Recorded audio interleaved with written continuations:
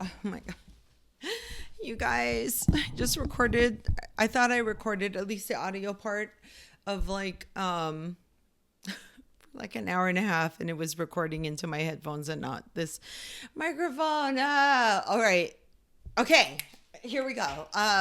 Okay, we're back for another episode of Why'd You Buy That? That's where we blend Antiques Roadshow with Oprah's book club, minus all the woo woo, goopy, all that. Yeah, no, we don't do that here. But we are going to talk about this. See, you see this? This is new. I haven't had this wonderful, beautiful chair in my videos in the past. And so we're going to talk about it because it's related to why'd you buy that? Well, I bought this, but for today's purposes, our item I'm bringing to the audience is this. Oh my gosh, isn't it so cute? Look, it's like, oh, the baby of the. Okay, so why did I buy this? Well, I bought it because when I saw it in a in an antique shop in Ventura, I think last year, yes. When I saw it immediately like was like conjured up very nostalgic feelings and iconography, well, like visual memory, like memories of being in my communion outfit, which I'll probably insert here somewhere, and with my mom and dad in this chair. I think my mom was sitting in the chair, yes, because she was wearing some crazy like shoes, and then my dad was there for some reason, which is odd in itself. But anyways, so it made me think of that, and then I have other pictures, and I know some of you guys out there have pictures in this iconic chair, which has many names, and we're going to discuss two parts of this chair.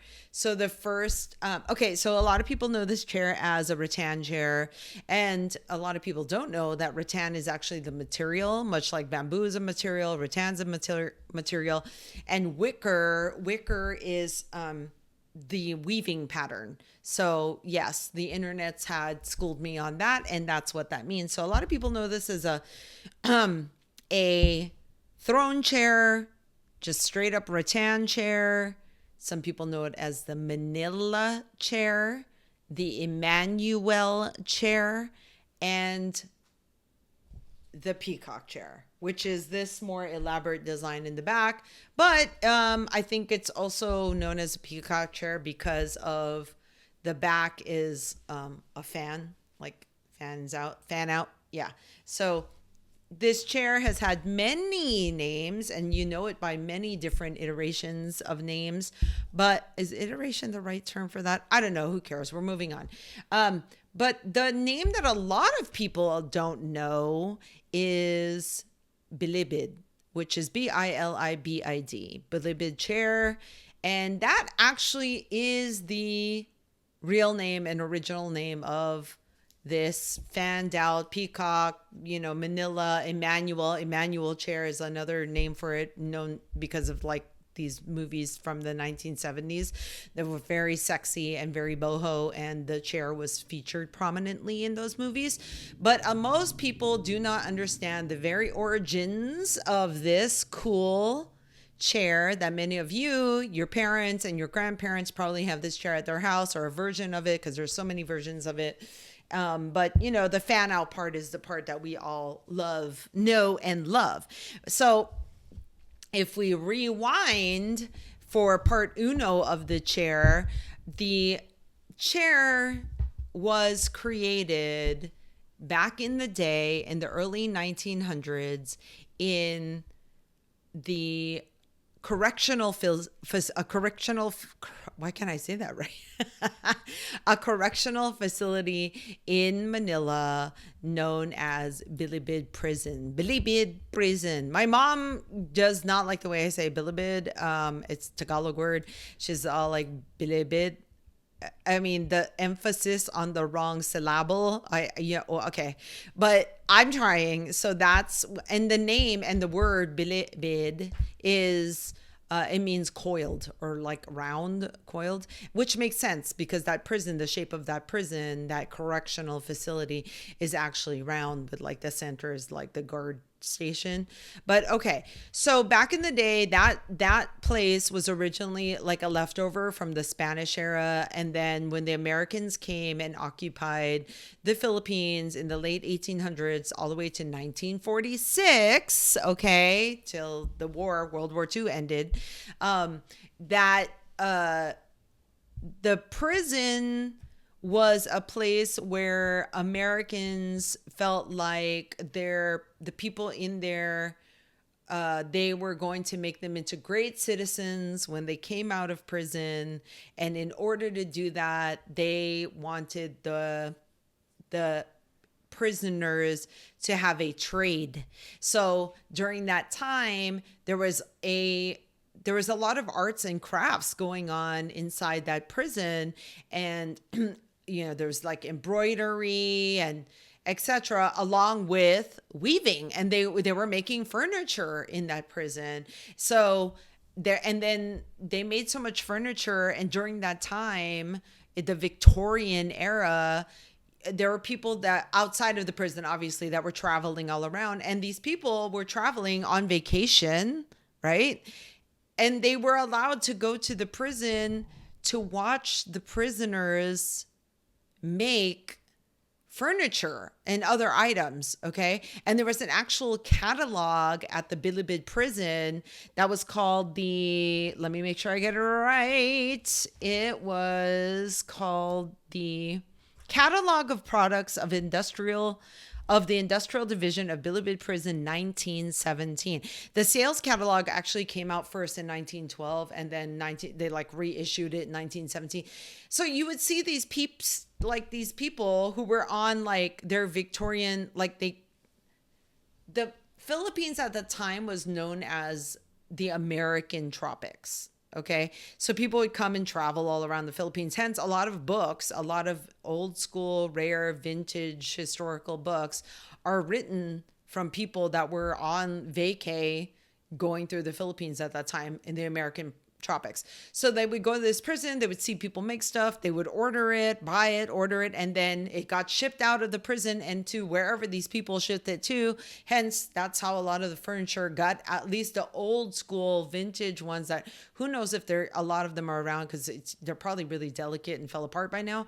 But that's how it got out into the world because the prison was sort of like a workshop, and that's what they did. So that part of the prison, yes, that was what they did, and people would, watch the prisoners make these chairs.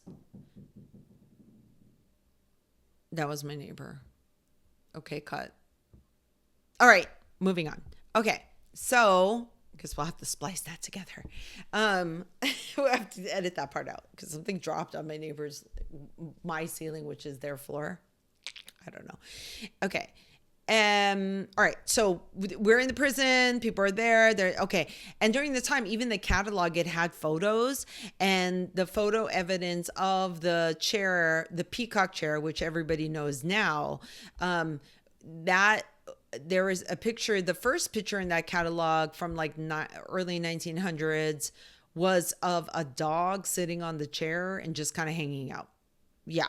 And then the next very kind of sad photo, but then, I mean, the way the photo is described is like tropical chair, but of a woman who's a prisoner with her kid sitting with her in the chair. And that was 1917. Yes, that was 1917. So that's, the proof of the chair being made all the way back then.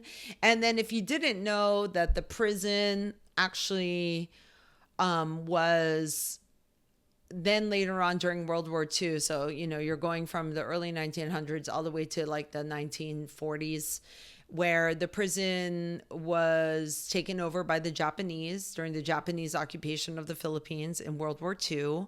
And that prison was home to 800 not Japanese, the Japanese were there, but they were the people that were not the prisoners.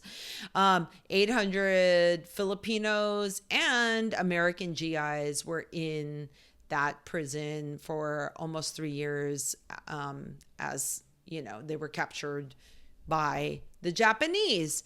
And that's that the prison has that history as well. So that connected to the chair. I mean, the chair is made there, and this, it has the prison has a history of many things, including, a lot of people that were in World War II were in prison there. And this book from 1947 was written by Charles Brown, and it's his recounting an experience of his time as a prisoner of war, POW, a GI in that prison, and how he survived and was rescued in 1945. Hence, he wrote this book in 1947. But while he wrote this book, he didn't mention any of the arts and crafts of being in the prison at the time. Obviously, the Japanese were the people running that prison. But it does make sense. A few things which are interesting facts that I read from this book, including, so this book is his experience along with poetry from him or from other prisoners that were in the camp with him. And the reason why he even got any of the poetry or stories from other soldiers was because they would write it on the inside of the labels of a lot of the tin foods, the tin cans that they got. So there's that. And then he mentioned a lot of things, including, the starvation and disease and tobacco and books. So tobacco and books were like the thing that they were like, oh my gosh, that was like the thing that help them get through, if they got through their prison life. And they would get books every blue moon, and they would also get old newspapers, and old newspapers, like, it's not even news anymore, but they would get it and read it, and they were allowed to read it, but it was like so old. But I say that because this I purchased, which is a steel printing block that was used in newspapers, and I'm not sure if it was from Tennessee or from Ohio, but this was printed in the United States, and it's titled Christmas Eve in Bilibid. And it was like a letter to the incarcerated, or to the imprisoned GIs in the Bilibid prison in Manila in the Philippines. I guess they knew that somehow they would get the paper eventually, and it was just to wish them, Merry Christmas, or like stay strong during the holidays. So yeah, that's what this is from.